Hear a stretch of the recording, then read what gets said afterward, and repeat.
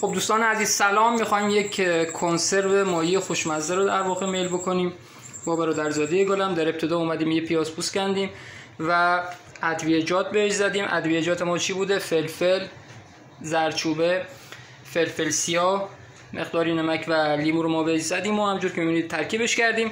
حالا میریم برای در واقع سرخ این پیاز خوشمزه. روشن میکنیم، یه مقدار روغن توی قابلمون میریزیم و پیازا رو اضافه میکنیم. عمو جان یه قاشق بیار. خب خود کنسرو هم میذاریم که به مدت در واقع 20 دقیقه بجوشه. خب در ادامه میایم و پیازمون رو هم میزنیم.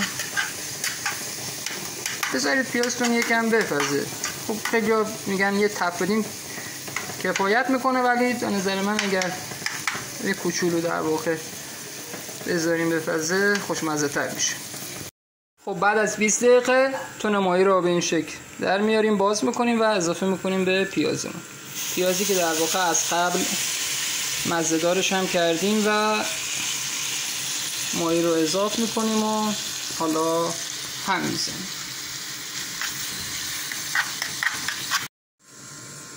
خب من یه لیمو همجور که میبینید روش به قول ما جنوبی ها میچرونم و اینم از ترکیب برنده پایانی. و